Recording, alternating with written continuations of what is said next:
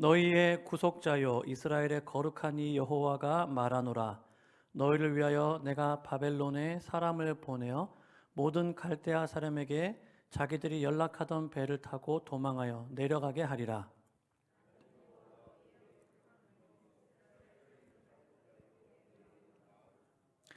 나 여호와가 이같이 말하노라. 바다 가운데의 길을 큰 물 가운데에 지름길을 내고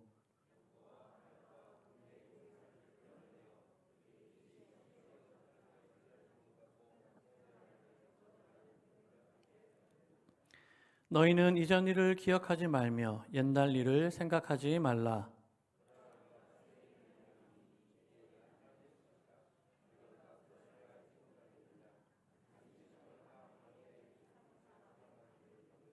장차 들짐승 곧 승냥이와 타조도 나를 존경할 것은 내가 광야의 물을 사막의 강들을 내어 내 백성 내가 택한 자에게 마시게 할 것임이라. 이 백성은 내가 나를 위하여 지었나니 나를 찬송하게 하려 함이니라. 아멘. 할렐루야.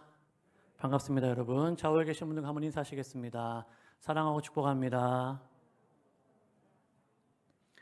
한 번 더 인사하실까요? 하나님이 당신과 함께 하십니다. 네. 오늘 고등부 수련회가 지금 진행이 되고 있습니다. 성실 동산에서는 많은 아이들이 참여하고 있다고 그렇게 소식이 왔습니다. 오늘 저녁에 기도할 때 또 그곳에도 하나님께서 큰 은혜 주시기를 함께 기도할 수 있기를 바랍니다. 오늘 함께 읽은 이 본문의 말씀으로 새 일을 행하리니 라는 제목으로 함께 잠시 하나님의 말씀을 나누도록 하겠습니다. 이사야서를 우리가 읽었는데요. 이사야서를 한마디로 표현해 보라 라고 한다면 이사야서는 구원의 책이다 이렇게 말할 수 있습니다. 이사야서를 기록한 사람이 누굴까요? 이사야입니다. 이사야 선지자죠. 그 이사야의 이름의 뜻이 무엇인가 하면 여호와는 구원이시다라는 뜻입니다. 다시 말해서 이사야 선지자는 이 이사야서를 통해서 이스라엘의 구원자는 오직 여호와 하나님 한 분밖에 없다. 이것을 외치고 또 그것을 전하고 있는 것이죠. 이사야서 전체를 보면 이사야 선지자는 이 이사야서를 통해서 각기 네 종류의 구원을 이야기합니다. 그 첫 번째는 무엇인가 하면 남유다가 다른 나라들의 공격으로부터 구원받는 국가적인 구원을 이야기합니다. 두 번째 구원은 무엇인가 하면 이 바벨론으로 포로 생활을 하게 되는데 그 바벨론 포로 생활에서 귀환하게 되는 포로에서부터 구원받는 것을 이야기합니다. 세 번째는 무엇인가 하면 이 유대인들의 나라가 수립될 때 미래에 이루어지게 될 미래의 구원에 대해서 이야기를 하고 있습니다. 마지막 네 번째는 무엇인가 하면 구세주를 믿는 죄인들이 받게 되는 개인의 구원, 개인들의 구원에 대해서 이사야서는 이야기를 하고 있습니다. 이사야서는 66장까지 있습니다. 분량이 굉장히 긴 선지서여서 대선지서 이렇게 부르죠. 독특한 점은 무엇인가 하면 이 66장까지 있는 이사야서가 전반부와 후반부로 그렇게 나눌 수 있는데 전반부와 후반부의 주제가 아주 명확하다라는 것입니다. 전반부는 1장부터 39장까지를 전반부라고 합니다. 그럼 그 전반부의 주제는 무엇인가 하면 심판입니다. 하나님의 심판.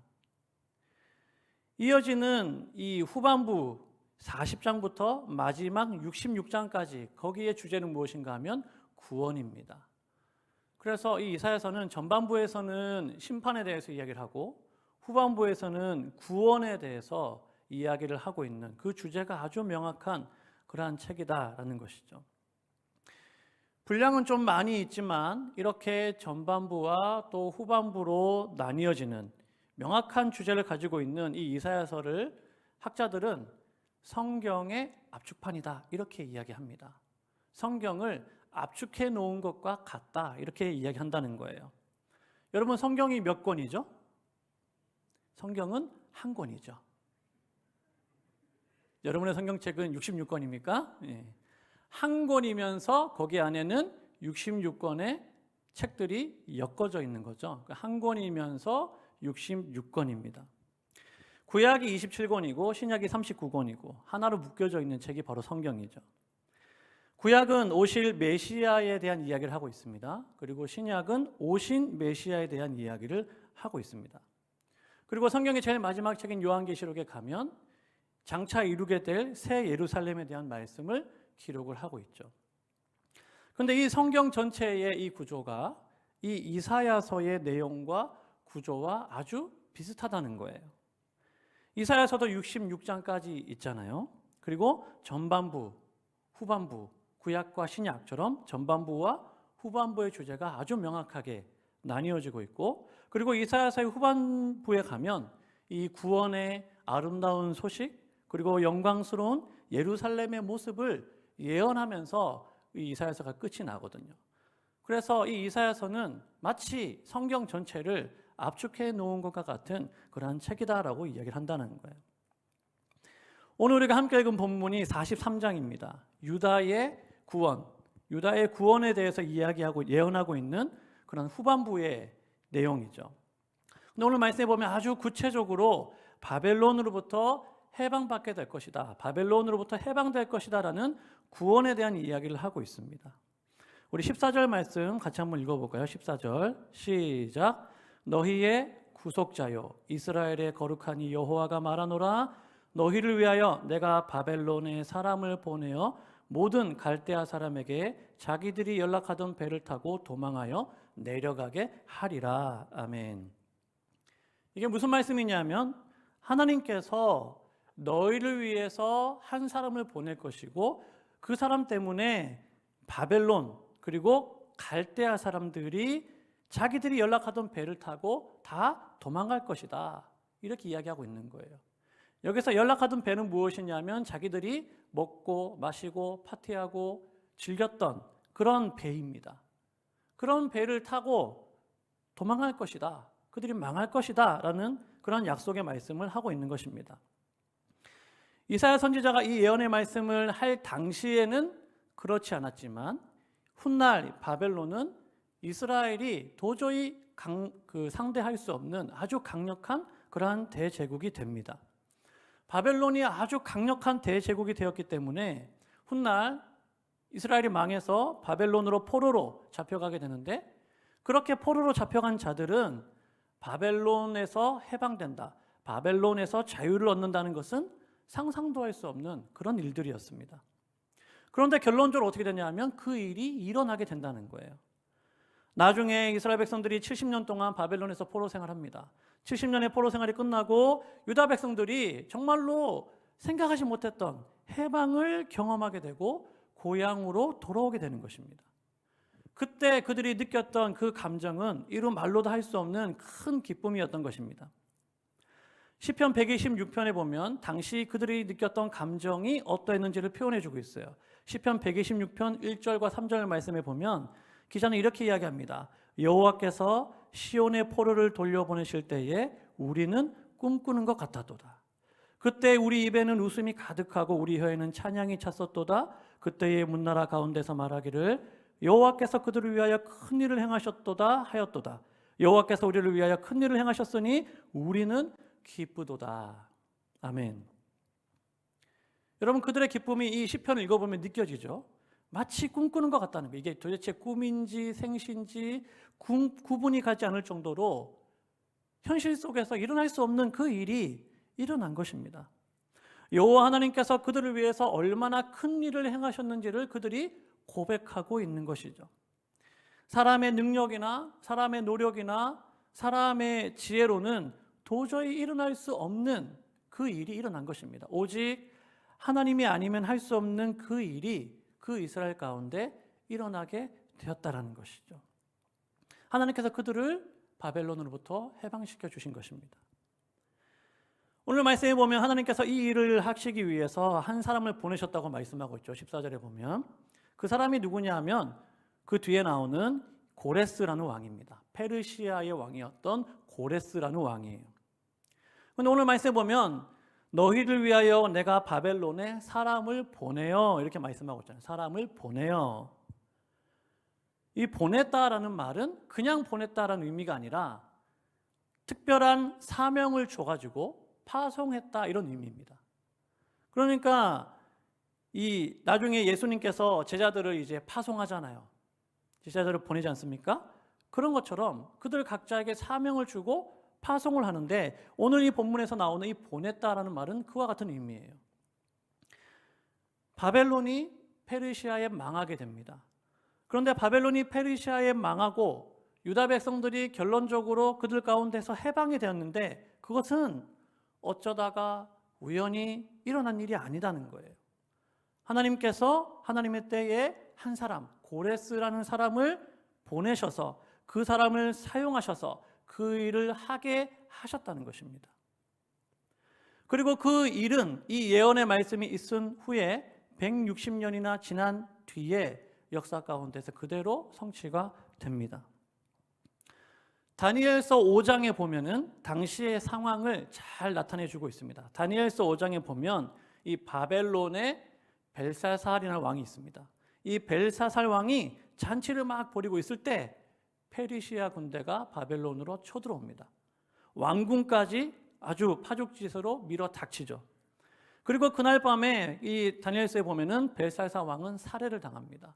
이제 왕이 죽고 나니까 바벨론이 급격하게 흔들리고 무너져 버리게 되고 거기에서 오늘 말씀이 나오는 것처럼 갈대아 출신의 바벨론의 귀족들은 자신들이 연락하던 그 배를 타고 급하게 도망가기 바빴다는 것이죠. 하나님이 말씀하신 그 예언이 그대로 역사 가운데 이루어졌다는 것입니다. 이어지는 15절 말씀에 보면 이 큰 일을 누가 행하셨는지 하나님께서 다시 한번 말씀하시죠. 우리 15절 말씀 한번 읽어볼까요? 시작. 나는 여호와 너희의 거룩한 이요 이스라엘의 창조자요 너희의 왕이니라. 아멘. 앞에 14절에서도 이 예언의 말씀을 하고 있는 분이 누군가를 표현했지만 오늘 15절에 오면 좀 더 구체적으로 그것을 말씀하고 있습니다. 이 큰 일을 행하신 분이 누구인지 하나님은 자신을 이야기하기를 네 가지의 표현을 들어서 이야기를 하고 있어요. 첫 번째는 무엇이냐면 여호와다. 두 번째는 거룩한이다. 세 번째는 이스라엘의 창조자고 네 번째는 왕이다라는 것을 이야기를 하고 있습니다. 여호와라는 것은 우리가 잘 알듯이 무슨 의미입니까? 여호와 스스로 계신 분, 자존하시는 분, 나는 스스로 있는 자니라. 이게 어디 나옵니까? 어디 나오죠? 하나님께서 모세를 부르실 때 그때 처음 등장합니다. 옛날에 이스라엘 백성들이 애굽에서 노예 생활을 하고 있을 때 그 애굽 땅에서 고통당하고 있을 때 하나님께서 그들을 탈출시키기 위해서 한 사람 모세를 예비하시고 그를 보내시고 모세를 통해서 알려주신 이름이 뭐냐면 여호와입니다. 나는 스스로 있는 자다. 이 여호와라는 이름은 탈출과 구원과 이러한 것과 아주 밀접한 기억을 가지고 있는 그러한 이름이 바로 이 여호와다라는 것입니다. 과거 하나님께서 출애굽의 역사를 일으키셨듯이 장차 바벨론에서 포로 생활하고 있는 그들을 하나님께서 해방시킬 것이다. 그들을 구원하실 것이다 라는 것을 보여주는 이름이 바로 이 여호와다라는 것이죠. 두 번째 하나님께서 알려주신 이름이 뭡니까? 거룩한이다. 거룩이라는 말은 우리가 잘 알듯이 구별되었다라는 의미를 가지고 있죠. 거룩한이라는 것은 하나님께서 이 세상의 세속적인 세상의 모든 것들로부터 완전하게 구별된 존재, 절대적으로 모든 것 가운데 초월해 계시는, 모든 것 가운데 구별되어 계시는 하나님이심을 보여주는 표현이 거룩한 이입니다. 세 번째 하나님께서 말씀하신 이름은 이스라엘의 창조자이죠. 이스라엘의 창조자. 이 표현은 하나님께서 왜 택한 백성들을 돌보시고 그들을 왜 구원하시는지를 잘 보여주는 그 이유를 설명해 주고 있습니다. 다시 말해서 이스라엘이라는 민족은, 이스라엘이라는 국가는, 그들의 존재의 근거는 바로 그들을 창조한 하나님께 있고, 그렇기 때문에 하나님께서는 그들을 당신의 능력으로 능히 구원하시는 하나님이시다라는 것을 보여주는 그러한 이름이 바로 이스라엘의 창조자죠. 마지막 네 번째 하나님께서 말씀하신 그 이름이 뭡니까? 왕이다. 나는 너희의 왕이다 라고 말씀하고 있죠. 이스라엘은 왕을 섬기는 왕정국가입니다. 그와 동시에 신을 왕으로 모시고 있는 신정국가이기도 합니다. 신의 통치, 신의 다스리를 받는 나라다는 것입니다. 다시 말해서 이스라엘의 왕은 바로 하나님이시죠. 여러분, 왕의 역할이 뭡니까? 왕은 백성들이 잘 살도록 그들을 인도해야 합니다. 그들을 다스려야 합니다. 그리고 전쟁이 나면 그 전쟁 가운데 그들을 지휘하고 또 백성들을 보호하는 의무가 왕에게 있는 것이죠. 이 땅에 존재하는 인간 왕들도 그런 의무를 가지고 있다면 천지 만물을 창조하고 너희를 창조한 창조주 하나님 여호와 왕이신 그분이 이 이스라엘의 대적을 물리치시고 그들을 완전하게 보호해 주실 것은 당연한 사실이죠. 하나님께서는 지금 너희를 해방할, 너희를 구원할 내가 누구인지를 본인 스스로 자신의 이름을 걸고 이야기를 하고 있는 것입니다. 여호와여, 거룩한 이요, 이스라엘의 창조자요, 왕이신 하나님께서 반드시 택한 백성을 구원하실 것이고 바벨론으로부터 해방시킬 것을 약속하고 있는 것입니다. 누구의 이름을 걸고요? 자기의 이름을 걸고. 그런데 이어지는 말씀에 보면은 하나님께서 이 하나님의 약속만으로 부족했던지 하나님께서 과거에 그들 가운데 행하셨던 놀라운 사건 하나를 말씀하시죠. 그게 뭡니까? 바로 출애굽 사건입니다. 이스라엘 백성들이 애굽에서 탈출하게 되는 그 사건을 말씀하고 있어요. 16절, 17절 말씀인데 같이 한번 읽어보겠습니다. 시작. 나 여호와가 이같이 말하노라. 바다 가운데 길을, 큰 물 가운데 지름길을 내고 병거와 말과 군대 용사를 이끌어내어 그들이 일시에 엎드러져 일어나지 못하고 소멸하기를 꺼져가는 등불 같게 하였느니라. 아멘. 이스라엘 당시 이스라엘 백성들이 애굽에서 노예 생활하고 있을 때 애굽은 그 당시에 가장 강한 나라였습니다. 초강대국이었습니다. 그리고 그들은 그 땅에서 400년이 넘는 세월 동안 노예로 살았습니다. 400년이 넘는 세월 동안. 얼마나 긴 시간, 얼마나 큰 고통을 그들이 당했는지 알 수 있죠. 하나님께서 그들의 고통을 보시고 그들의 부르짖음을 들으시고 한 사람을 예비하셨는데 그 사람이 누구냐? 바로 모세입니다. 모세는 우리가 잘 알듯이 애굽의 왕자로 자라면서 애굽의 왕궁에서 40년을 삽니다. 그리고 도망가가지고 미디안 광야에서 또 40년을 삽니다.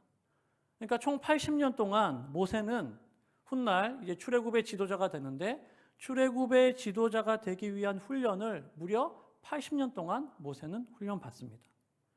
그리고 마침내 하나님의 보내심을 받고 애굽에 가서 고통받는 그 이스라엘 백성들을 구출해냅니다. 그리고 그들을 이끌어내서 40년 동안 광야에서 그들을 인도하고 약속의 땅으로 들여보내는 위대한 지도자가 바로 모세죠. 하나님께서 그 옛날에 있었던 그 출애굽 사건을 말씀하고 계신 거예요. 이 출애굽 사건 가운데에서 가장 기억에 남는 많은 사건들, 많은 기적들, 많은 능력들이 있었지만 가장 기억에 남는 하나님의 능력을 경험한 사건이 있다면 바로 그들이 홍해를 건넜다는 것입니다. 홍해를 배 타고 건넌 것도 아니에요. 뭐 50명, 100명 건넌 것도 아닙니다.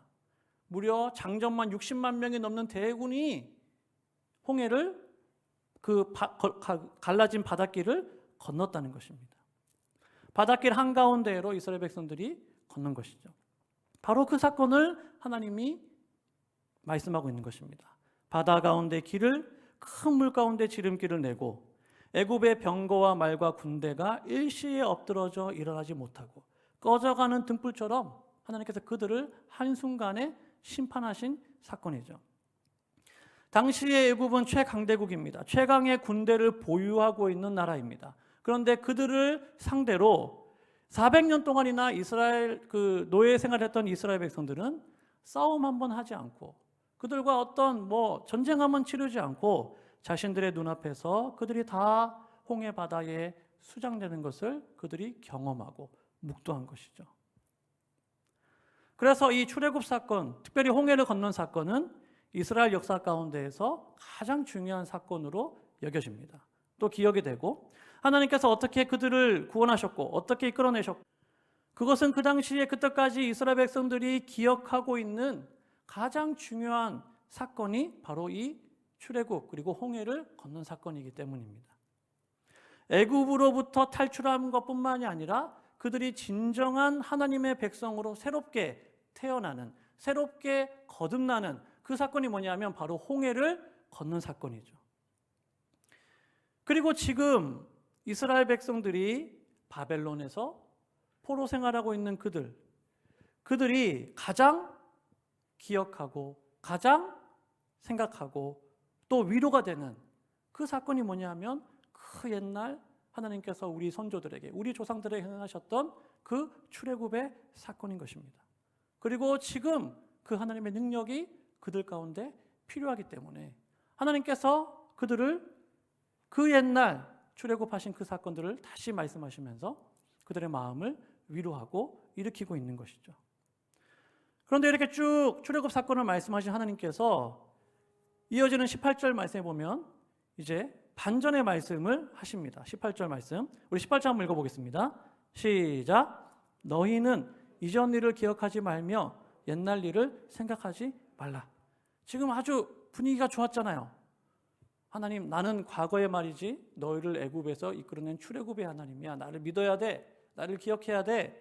그렇게 쭉 말씀하실 것 같은데 갑자기 18절에서 하나님께서 이전 일을 기억하지 말고 옛날 일을 생각하지 마라. 이렇게 말씀하는 거예요. 과거에 출애굽과 같은 위대한 사건이 있었던 건 맞지만 더 이상 그 일을 기억하지 말고 옛날 일을 생각하지 말라라고 말씀하고 있습니다. 여러분, 우리가 성경을 읽어보면은 특별히 구약의 또 이스라엘의 역사를 읽어보면 그 가운데서 자주 강조하는 게 있어요. 자주 말씀하시는 게 있습니다. 그게 뭘까요? 바로 기억하라는 거예요. 기억하라. 나를 잊지 말고 기억해라. 잊지 말라라. 그 말씀을 자꾸 하십니다. 하나님께서 베푸신 은혜를 잊지 말아라. 그분의 능력과 그분의 사랑을 잊지 말고 기억해라. 이스라엘 백성들이 마땅히 기억해야 될 것, 마땅히 잊지 말아야 될 것을 그들이 잊어버리고 망각하게 됐을 때 그들은 어떻게 됩니까? 변질되는 것입니다. 타락하는 것입니다. 그래서 하나님의 은혜와 역사를 기억하는 것, 잊지 않는 것은 이스라엘 백성들에게 아주 중요한 일이었다는 거예요. 그들의 정체성을 지켜나가는 데 있어서 아주 중요한 일인데, 그런데 오늘 본문에서는 하나님께서 반대의 말씀을 하고 계시죠. 기억하지 말아라. 아예 생각도 하지 말아라 라고 하나님께서 말씀하고 있다라는 것입니다. 왜 하나님께서 이런 말씀하실까요? 왜 잊지 마라, 왜 잊어버려라, 기억하지 말아라 이런 말씀을 하고 계시겠습니까? 그것은 바로 이어지는 19절 말씀 때문입니다.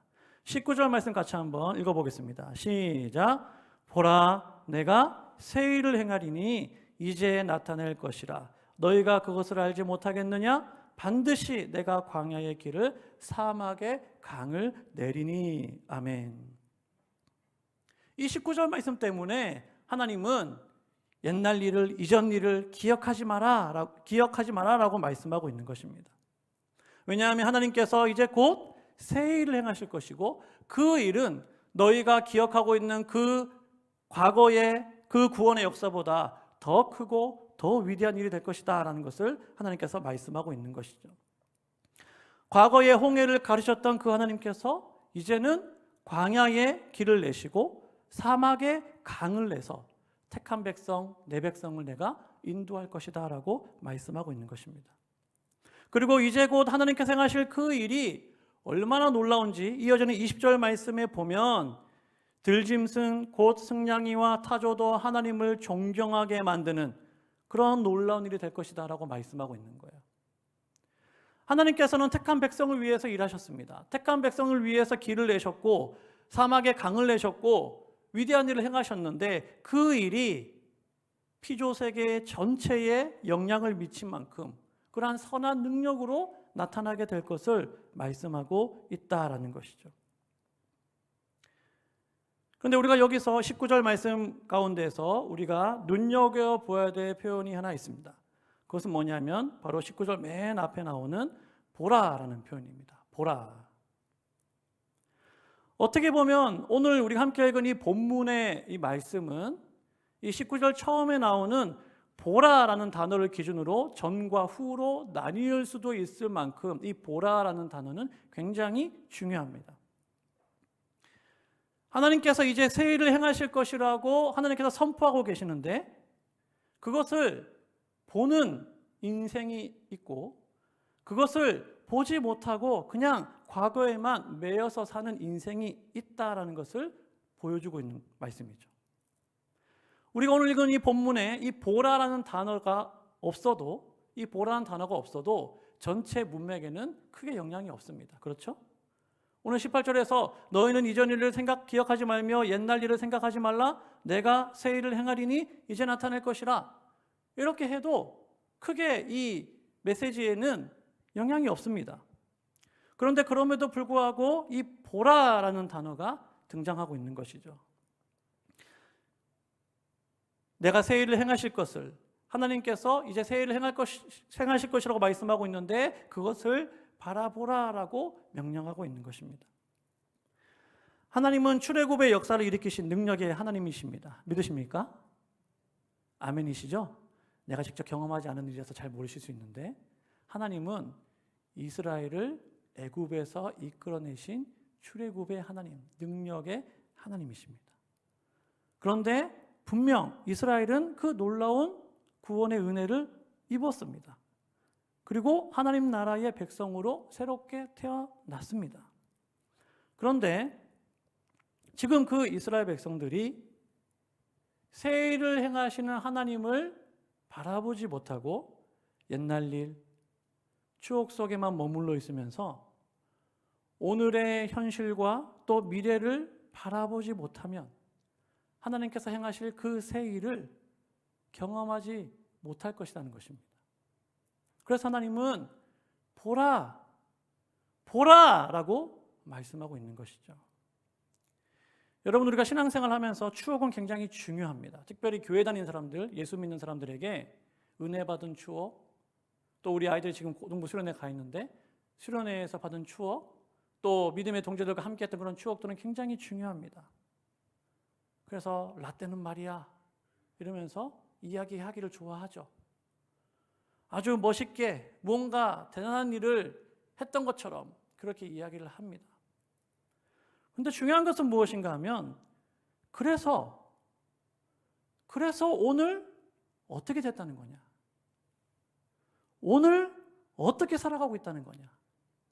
앞으로 어떻게 살겠다는 거냐? 그것이 훨씬 더 중요하다는 것입니다. 성실교회에 50년이 지나갔습니다. 작년이 희년이었잖아요. 그죠? 이제 51년째가 됐습니다. 50년 동안 한 교회가 한 지역에 머물러 있으면서 많은 일들을 행할 수 있죠. 많은 영향을 끼칠 수 있습니다. 그렇게 할 수 있었던 것은 정말 하나님의 은혜입니다. 하나님의 은혜죠. 감사할 일입니다. 그런데 우리 교회가 지나간 50년간의 그 추억 속에 빠져서 거기에서 나오지 못하고 과거만을 이야기하면서 미래를 바라보지 못하고 미래로 나아갈 길을 찾지 못하고 있다면 여러분 그것만큼 또한 안타까운 일도 없을 것입니다. 마치 이스라엘 백성들이 옛날에 하나님께서 출애굽의 역사를 경험했어. 우리는 하나님이 우리를 출애굽하셔서 하나님 백성을 삼아 주셨어. 그건 맞는 말이야. 다 사실이죠. 그런데 거기에서만 머물러서 오늘 바벨론 가운데에서 새 일을 행하실 하나님을 바라보지 못한다면 그게 무슨 의미가 있느냐는 것입니다. 하나님은 보라라고 명령하시죠. 본다라는 것은 믿음을 의미합니다. 뭘 의미한다고요? 믿음을 의미합니다. 믿음이 있는 사람이 볼 수 있고 믿음이 있는 사람이 믿음의 눈으로 바라볼 수 있는 것입니다. 믿음으로 삶을 살아간다라는 것은 우리가 현재의 삶을 살아가면서 현재의 문제 속에 우리가 함몰되지 아니하고 눈을 들어서 미래를 바라보는 것이 바로 믿음으로 사는 것입니다. 왜냐하면 하나님은 오늘 말씀에서도 말씀하고 있듯이 오늘도 살아계셔서 계속해서 택한 백성들을 위해서 새 일을 행하시는 하나님이시기 때문이죠. 그러므로 오늘 살아가는 하나님의 백성들에게, 하나님의 자녀들에게 믿음은 여전히 중요하고 무엇을 보는가는 매우 중요한 일입니다. 여러분, 우리가 하나님을 믿을 때 하나님을 아는 것과 하나님을 믿는 것은 좀 다릅니다. 아는 것으로는 아무런 일도 일어나지 않습니다. 그냥 아는 거예요. 지식으로 남아있는 겁니다. 그런데 우리가 하나님을 믿기 시작할 때에는 역사가 나타난다는 거예요. 믿을 때 선한 영향력이 나타난다는 것입니다. 하나님은 죽은 자의 하나님이 아니라 하나님은 산자의 하나님이 되셔서 오늘도 믿음을 통해서, 믿는 자를 통해서 하나님은 일하시고 기적을 베푸시는 하나님이시기 때문에 그렇습니다. 그래서 하나님께서는 보라라고 말씀하시는 거예요. 본다는 게 뭐라고 얘기했죠? 믿음이라는 것입니다. 믿음. 이 하나님의 역사를 우리가 경험하기 위해서 단 한 가지가 필요한데 그게 바로 믿음입니다. 오늘 우리의 삶 가운데서 역사하시는 그 하나님의 그 은혜를, 그 역사를 경험하기 위해서 필요한 것은 다른 거 없습니다. 믿음입니다. 믿음만 있으면 됩니다. 그런데 그 믿음이 그냥 믿음이 아니라 성경에 보면 살아있는 믿음이어야 합니다. 살아있는 믿음이 되어야 하나님의 역사를 경험할 수 있습니다. 여러분, 믿음에도 두 종류의 믿음이 있죠. 살아있는 믿음이 있고 죽어있는 믿음이 있습니다. 죽어있는 믿음은요, 믿음이라고 이야기는 합니다. 믿음이라고 표현합니다. 믿는다고 말은 합니다. 하지만 아무런 능력도 없는 이름만 남아있는 믿음입니다. 그러한 믿음은 참 믿음이라고 할 수가 없죠. 죽어있는 믿음으로는 오늘 새 일을 행하시는 하나님의 역사를 경험할 수 없다라는 거예요.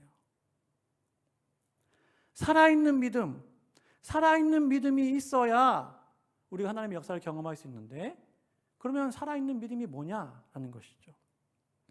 먼저는 믿음이 뭔가를 알아야 되는데, 믿음, 우리가 잘 알듯이 히브리서 11장 1절에서는 믿음을 이렇게 정의합니다. 믿음은 바라는 것들의 실상이요 보이지 않는 것들의 증거니. 현대어 성경을 찾아보면 히브리서 11장을 이렇게 표현합니다. 믿음이 무엇입니까? 믿음은 우리가 바라는 것이 반드시 이루어진다는 확신을 갖는 게 아니겠습니까? 또한 아직 눈앞에 보이지 않는 미래에 이를지라도 우리가 기대하는 것이 반드시 우리를 기다리고 있다는 것을 의심하지 않는 게 아니겠습니까? 여러분, 믿음이 무엇이라고 히브리서에서 말씀하고 있습니까? 보는 것이다 라고 이야기하고 있어요. 보는 것이 믿음이다. 현재를 살아가면서 미래를 바라보는 것, 그것이 믿음이다.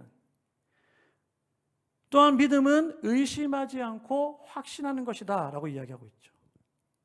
내가 믿는다고 말하면서도 의심을 가지고 있다면, 내가 믿는다고 말하면서도 내 마음속에 의심을 하고 있다면 그것은 온전히 믿는 것이 아닙니다. 내가 믿는다고 말하면서도 확신하지 못한다면 온전히 믿고 있는 것이 아니다는 것이죠. 믿음이 바라보는 것이고 믿음이 의심하지 않고 확신하는 것이라면, 그렇다면 살아있는 믿음은 어떤 믿음이냐? 그 뒤에 나오는 말씀에 보면 그 믿음은 하나님을 기쁘시게 하는 믿음이다라고 이야기하고 있습니다. 히브리서 11장 6절에 보면 믿음이 없이는 하나님을 기쁘시게 하지 못하나니 하나님께 나아가는 자는 반드시 그가 계신 것과 또한 그가 자기를 찾는 자들에게 상 주시는 이심을 믿어야 할지니라. 아멘. 하나님을 기쁘시게 하는 그 믿음, 그것이 살아있는 믿음입니다. 하나님을 기쁘시게 하는 믿음. 그럼 하나님을 기쁘시게 하는 그 믿음이 뭡니까? 두 가지를 얘기하고 있죠. 첫 번째는 뭐죠? 하나님은 계시다. 그가 계시다는 것. 하나님이 살아계셔서 역사하신다는 것을 믿는 것입니다. 눈에 보이지 않지만, 때로는 내가 경험하지 못하지만 하나님은 반드시 거기에 계시고 살아계셔서 역사하신다는 것을 믿는 것입니다. 두 번째는 뭡니까? 그가 자기를 찾는 자들에게 상 주시는 이심을 믿는 것입니다. 그것이 하나님을 기쁘시게 하는 믿음입니다. 하나님은 상 주기를 원하시고 하나님은 은혜 베푸시기를 원하시는데 아무에게나 모든 사람들에게 그렇게 하시지 않는다는 거예요. 어떤 사람에게 상을 주십니까? 어떤 사람에게 은혜를 베풀어 주시죠? 믿음을 가지고 자기를 찾는 자들에게 하나님은 그렇게 하신다라고 말씀하고 있다는 거예요. 그래서 하나님의 자녀들이 해야 할 일은 하나님을 믿는 믿음을 가지고 하나님을 찾고 구하면서 그분께 나아가야 하는 것입니다. 그것이 바로 보는 것이고, 그렇게 믿는 믿음이 하나님을 기쁘시게 하는 믿음이고, 그렇게 믿는 믿음을 가진 자에게 하나님은 새 일을 행하실 것이다 라고 말씀하고 있다는 거예요. 우리 마지막 21절 말씀 같이 한번 읽어보겠습니다. 시작.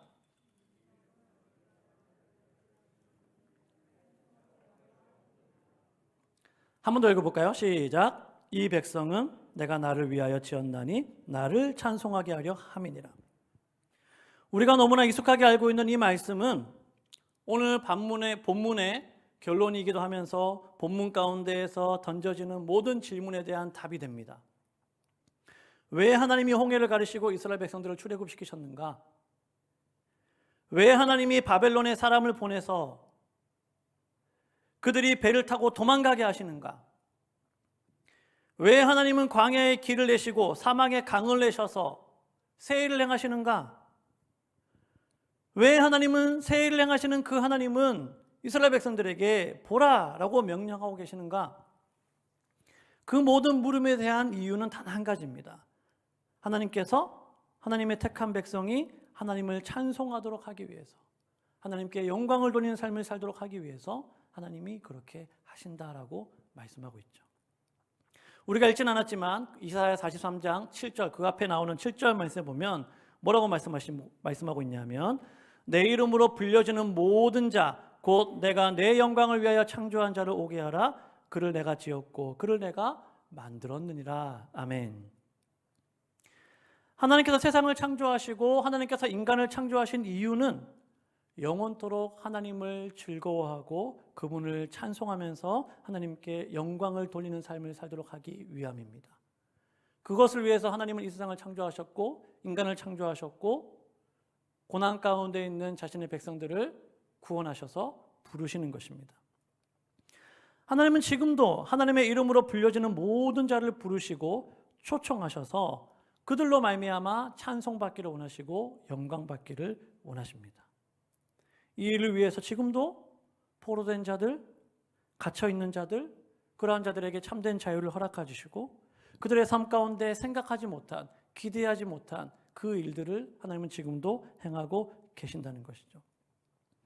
예수님도 이 일을 위해서 이 땅 가운데 오셨다고 말씀하십니다. 누가복음 4장 18절 19절에 보면 주의 성령이 내게 임하셨으니 이는 가난한 자에게 복음을 전하게 하시려고 내게 기름을 부으시고 나를 보내사 포로된 자에게 자유를, 눈먼 자에게 다시 보게 함을 전파하며 눌린 자를 자유롭게 하고 주의 은혜의 해를 전파하게 하려 하심이라 하였더라. 아멘. 포로된 자에게 자유를 주는 것, 눈먼 자에게 다시 보게 해주는 것, 눌린 자를 자유롭게 하고 주의 은혜를 전파하는 그 일이 바로 예수님께서 이 땅 가운데서 행하신 하나님의 일이고 하나님의 새 일이다라는 것이죠.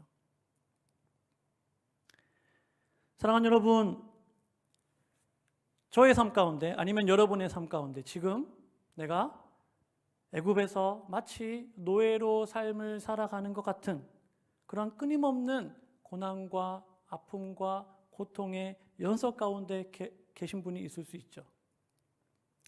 아니면 먼 미래에 이스라엘 백성들이 경험할 것 같은 모든 것을 다 잊어버리고 나라도 잃어버리고 모든 것을 다 빼앗기고 바벨론에 끌려가서 노예로 살면서 고통 가운데 소망 없는 그런 삶을 살아가고 있는 그런 분이 있을 수 있습니다.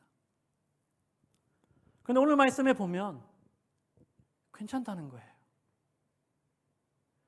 왜냐하면 하나님께서 살아계셔서 그 모든 것을 다 알고 계시고 하나님은 지금도 새 일을 행하시는 하나님이시다라고 말씀하고 있기 때문입니다. 그리고 그 하나님을 보라, 믿음으로 나를 바라보라 라고 하나님께서 말씀하고 있다는 것이죠. 나는 여호와 너희의 거룩한 이요 이스라엘의 창조자요 너희의 왕이니라. 보라 내가 새 일을 행하리니 이제 나타낼 것이라. 할렐루야. 여러분, 믿음의 눈을 들어 이 주님을 바라볼 수 있는 그런 은혜가 있기를 간절히 소원합니다. 힘들고 어렵고 막막한 현실이지만 그 가운데 믿음의 눈을 들어 주님을 바라볼 수 있는 그런 은혜가 있기를 바랍니다. 하나님은 오늘도 살아계셔서 일하고 계시고 자기를 전심으로 구하고 찾는 자들에게 상을 주시고 은혜를 베풀어 주시는 하나님이십니다. 그 하나님은 우리가 상상하지 못한, 우리가 생각지 못한 그러한 놀라운 일들을 저와 여러분들의 삶 가운데 행하실 줄로 믿습니다. 그래서 그 하나님의 능력과 그 하나님의 회복과 또 자유를 경험한 자들이 어떻게 합니까? 그들이 할 수 있는 일, 또 그들이 해야 할 단 하나의 일, 그것은 하나님을 영원토록 즐거워하고 그분을 찬송하면서 그분께 영광 돌려드리는 그러한 삶을 살아갈 때 하나님은 그러한 당신의 백성들을 바라보시면서 너무나 기뻐하시고 영광 받아주실 줄로 믿습니다. 사랑하는 저와 여러분들에게, 우리 모든 성실의 가족들에게 그러한 은혜가 있기를 주의 이름으로 축복합니다. 우리 좌우에 계신 분들 바라보시면서 한번 인사하실까요? 하나님께서 당신의 삶에 새 일을 행하십니다. 아멘. 함께 찬양하고 기도하겠습니다.